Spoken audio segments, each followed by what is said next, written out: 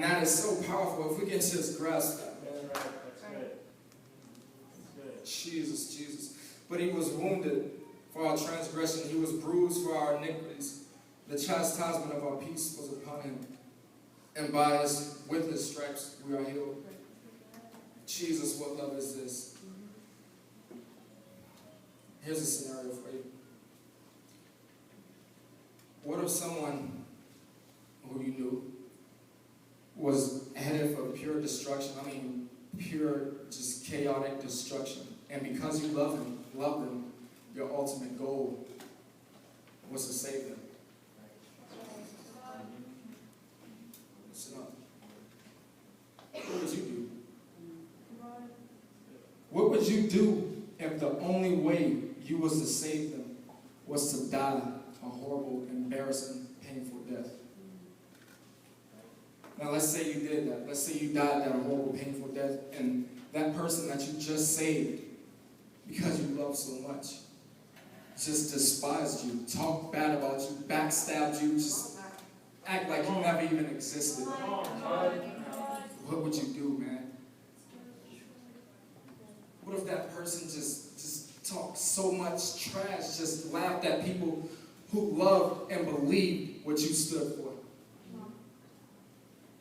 How would you feel? Would you still love that person? I wouldn't. That means you just died in vain. That's what that means. You just saved someone from pure destruction, and they just straight up disrespected you and lived just however they wanted to live. They just in complete chaos of a life. And all you wanted to do was save them. You gave your life for this person. Let me tell you something. Humanity does that to God every day. Every single day. And all he wanted us to do was love him back. He loves us so much. He just wants us. He just wants us to love him back. Desperately wants us to love him back. He gave his son to save us. His son died. And how do we repay him? By sitting back, chilling, maybe watching a little TV, extreme, maybe smoking, drinking, hello, bars open. You know, what are we doing? Do we actually take the time out to acknowledge him every single day and tell him, you know what, God, I love you. You paid this price for me. I want to repay you. I love you so much. The way you were beaten, the way they spit on you, the way they stretched you out and nailed you like you were a picture, nailed you to a cross. If we can just grasp that, man. Yo, Passion of Christ, for example. Brother Bruce talked about that last week. The guy that played Jesus, he went home. He went home paid. He went home paid. He probably got a house on the beach. I mean, he got struck by lightning 3 times, but that's about it. The rest was just, he had it made. That guy went home. Jesus died. Jesus actually felt that pain that we saw on TV. Jesus felt that betrayal of people his Father created. Of just a being that was there because of his daddy. Jesus. Who are we to disrespect him like that? Who are we to just blatantly disrespect him like that? God, if we could just understand what love is this that you place on us. That you have in our hearts, in your hearts for us. Jesus, he was beaten by sinners so that we can overcome sin. Jesus, he wore a crown of thorns in the midst of that beating so we can wear our holy crowns in heaven. He did that for us so we can be saved, so we can live forever in peace, in life, so we can have life, so we can experience what he has to offer up there. That's far more important, far more understandable, far more better than what we have down here. That's right. That's right. Jesus, and he thought a house on the beach was nice. Jesus. He wants us to accept his love. Right. Jesus, no matter what we've done, he still loves us. No matter how far we are, he still loves us. He's there. He's there the whole entire time. You just got to notice him. Just understand how powerful his love is. Brian, you had more than tell a testimony. I have a testimony from a person very close to me. About 5 years ago, a young man, about 14 and 15 years old. This is a true story. I cannot make this up. He was at an age where he was trying to figure this church thing out, right? Sound like some of us now. How we only come to church just because our parents, you know what I mean? We're at that age where we're trying to find something other than something that's impressed in us and basically forced for us to do every Sunday morning. You know, we're actually trying to find God. We're actually trying to feel him. That's how he was. That's the position he was put in. Now, outside of church, he was good. He was doing fine. His freshman year of high school was ending. His coach had just brought him up to the varsity level in football.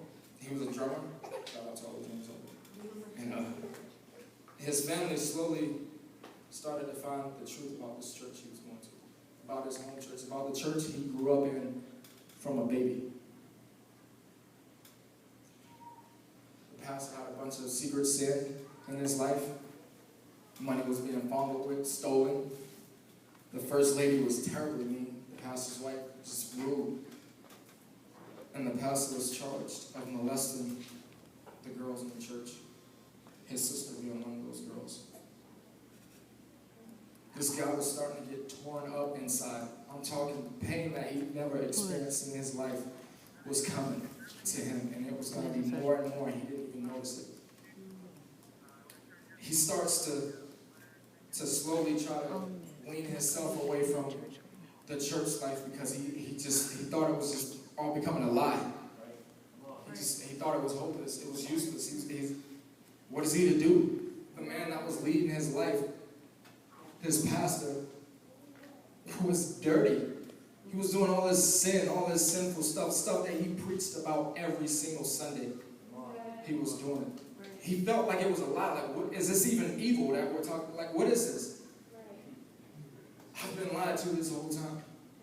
That's how he felt. That's the feeling he had. Jesus. Some of the families in the church left. Some finding other churches. Some just giving up on church in general and backsliding. But his parents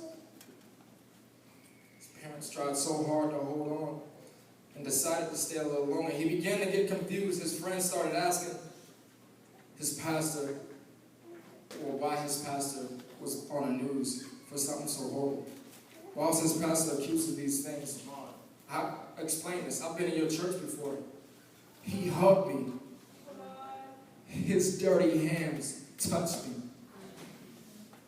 How was he supposed to explain to them what just happened?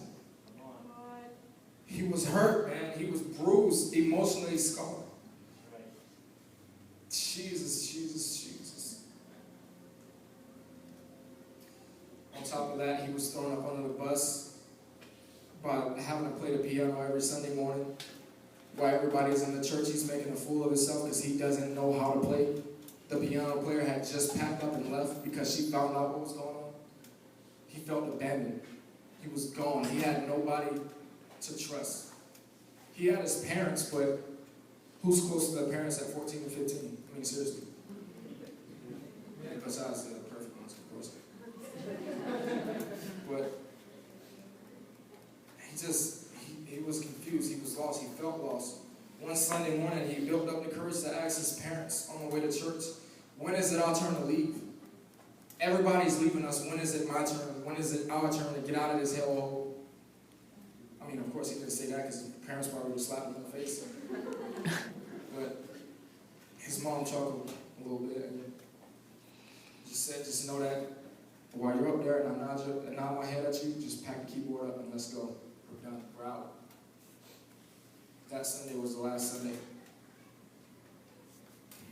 The next 4 years, or the next week, 4 years ago, his mom took him to the church they were going to start attending. It happened to be UPC. When they walked in the door, immediately he noticed something different. Something just felt different. It was almost weird to him. He had never felt this before.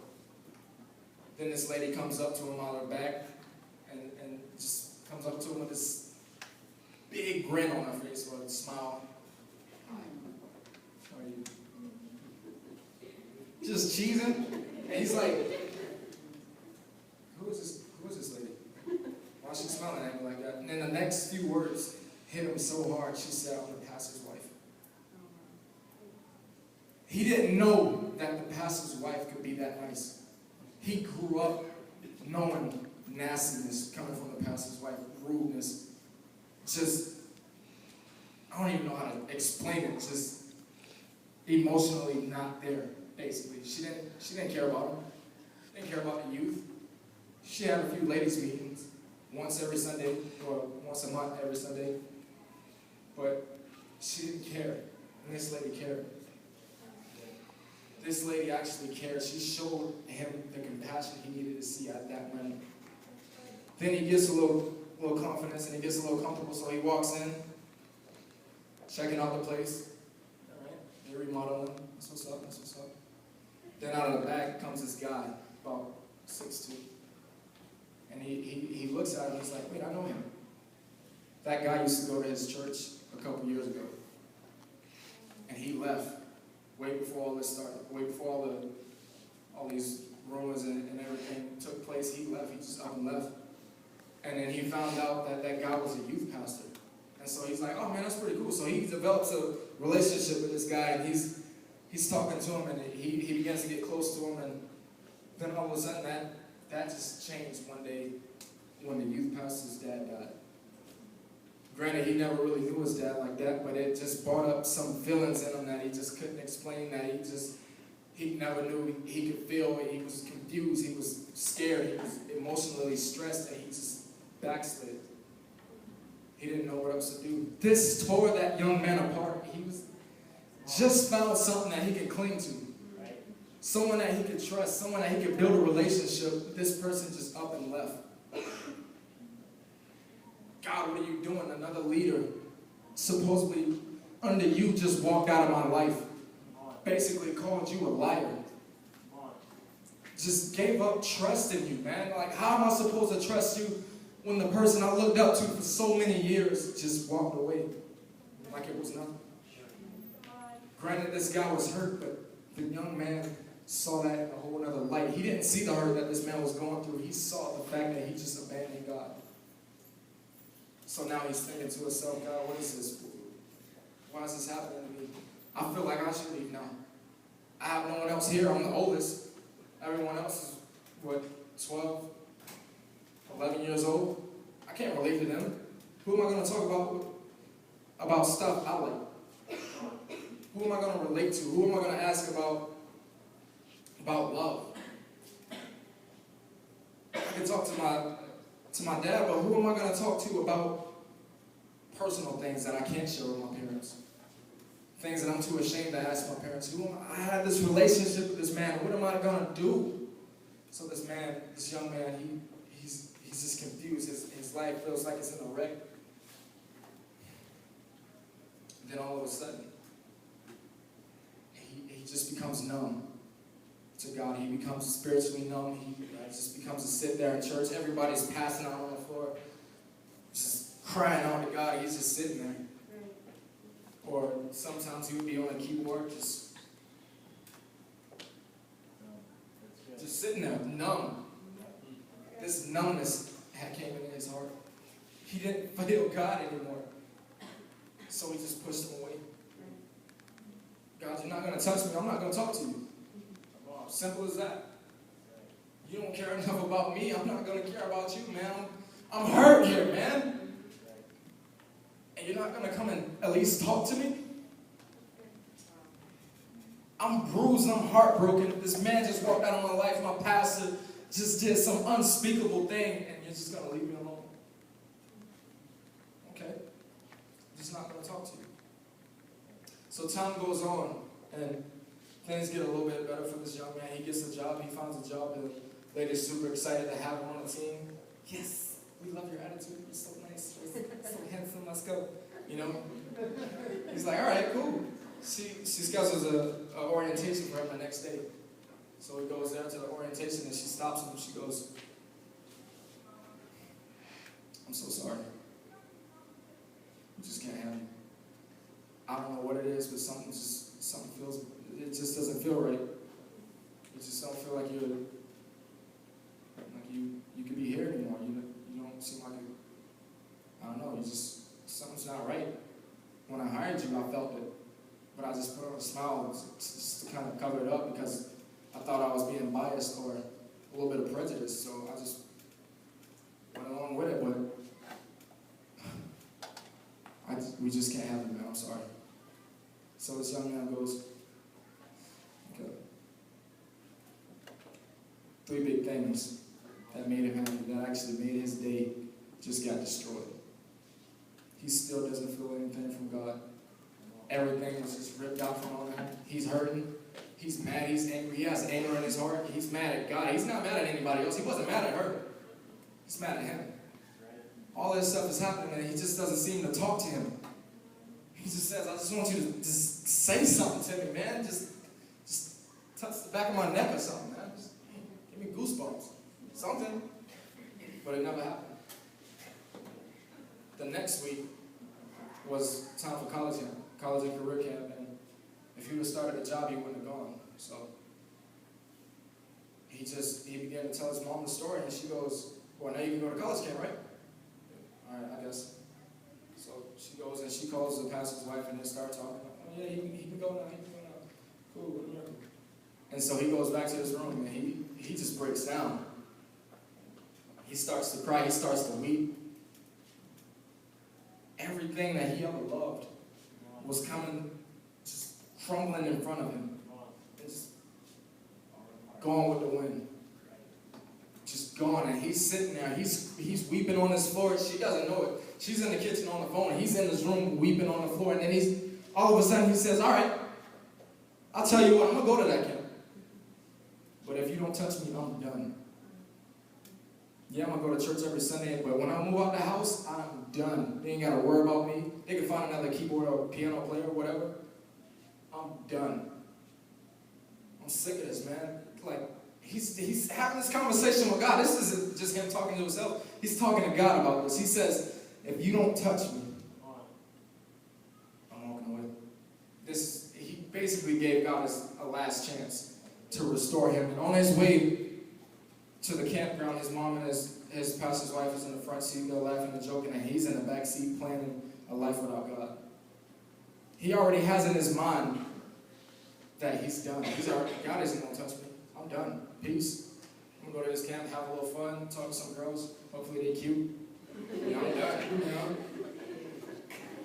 So they arrive at camp, and everybody's just kind of just going crazy. Everybody, all the teens or whatever, just going crazy. Somebody's preaching up there, and he knows the person that's preaching, so he gets a little more comfortable, and he just walks in, and he sits on the very last row, and he's sitting there. He's just observing everything. He's observing hundreds of teens his age, weeping and just crying out for God. And at first, he looks at it nonchalantly. Oh, that's just an act. But the more he watched, the more something just began to soften up his heart. And then he thought, why don't that ever happen to me? Why don't I fall out like that? I want to fall out like that. I want to be miraculously touched, but it just doesn't happen. And God brought the scripture to me, talking about if you seek me with your whole heart,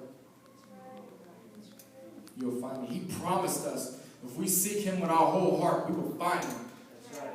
I didn't even know about this. I knew about it, but he gave me the verse where it was for everything. And I didn't even know where the scripture was found. He gave all that to me in my head, and I'm just sitting there like, listen, I check. Make sure I don't really tripping about this. Oh, there it is. Jeremiah 29:13. Boom. Right there. So he goes, all right, you want to play hardball or whatnot? Tell you what, I'm going to seek you with all my heart. I'm going to get desperate. In fact, I don't care who's watching, I don't care. Here's our deal. I'm going to put all my effort into it. everything, this last little bit of hope, this last little bit of faith that I have, I'm putting it in you. I'm laying it right at your feet. And if you step over me, I'm done. I'm laying it all at your feet. And if you just walk over and forgive me, I'm done. So that week at camp, he's going, and it's a Tuesday night, and everybody's just clapping and everything. The preacher just got done. He makes an altar call. And so everybody's crying.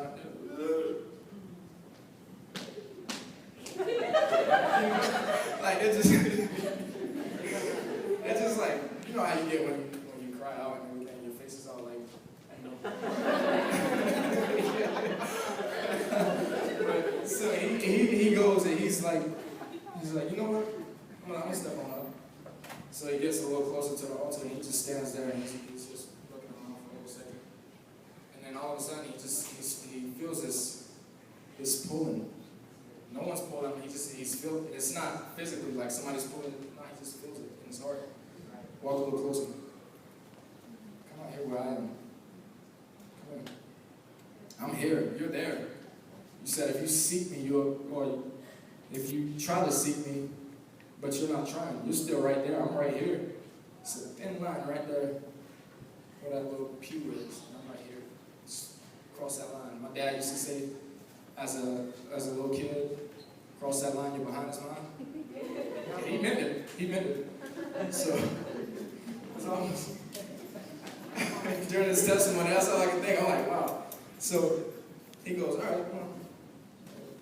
Go across, and he steps, he takes one step, and he takes another, and he takes another, and he takes another, and he just stops. It's like a force field, some kind of force field just stopped him right there.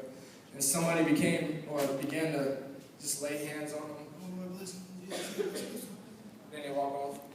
Somebody else coming. And they just walk over. And he's just sitting there like, and something just whispers in his ear, open your mouth. I want to hear you.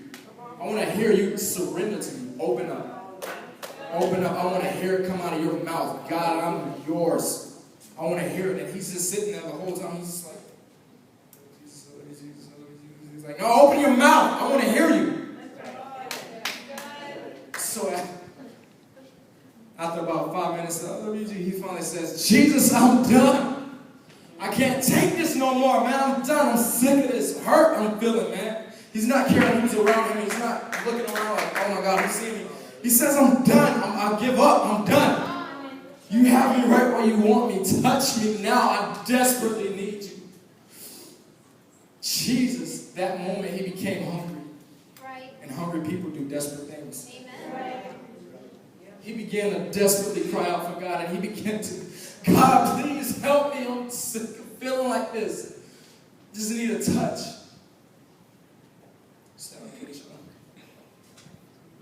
So he's crying, and he's weeping, and he doesn't feel anything. And the next thing you know, he just feels something.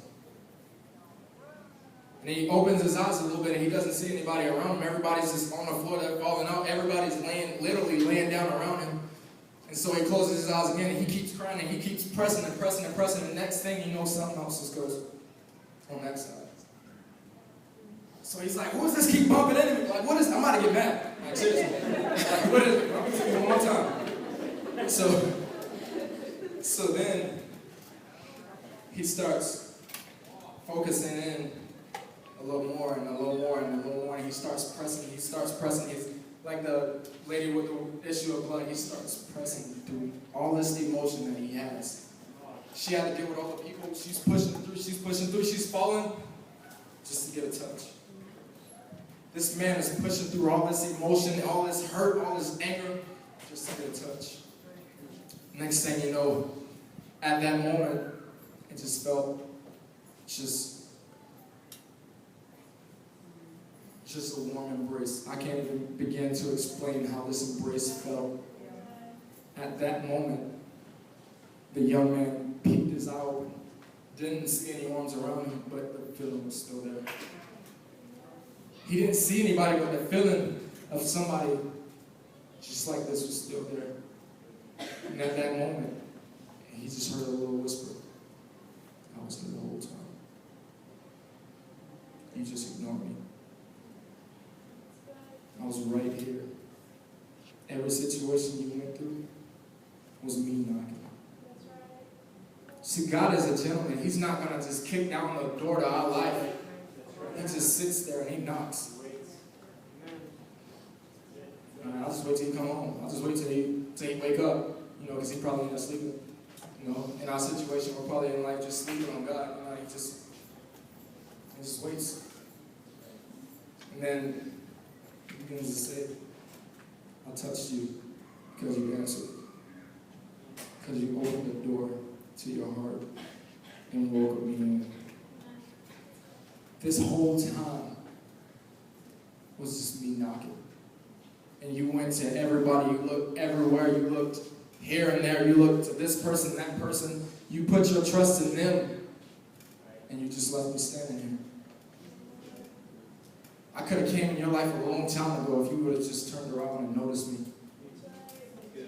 and accepted me as your father, as your love, as the person who I am.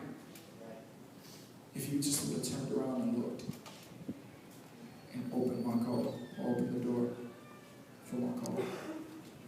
If you would have just acknowledged me, I would have been there. I would have done. But because you never acknowledged me, you never said a word. You never said a word. So the whole time, it really hits him now. He's falling, he's weeping. He can't begin to get up. He's just crying. He's done. He's on the ground. At this point, he falls out. And sooner or later, he gets up. And when he gets up, he feels a little lighter. He gets up. When he gets up a far more hope than he felt young. When he gets up with far more faith than he felt young. He woke up and opened the door to his heart. Some of us, and I feel it so strongly, God is just knocking. He's just knocking. The whole time we're looking to our friends, our best friends, the sport that we're in. We're like trying to find comfort in something else. Like, maybe he's about this. And the whole time he's just waiting on the storm to blow over, and then he just knocks again. And you think he's given up. But the whole time he's knocking to get your attention. To get you to notice him like he notices you. To get you to give up, give in to him. As he just sits there and he just waits with these arms, longing to wrap them around you, to embrace you, waiting on you to just fall back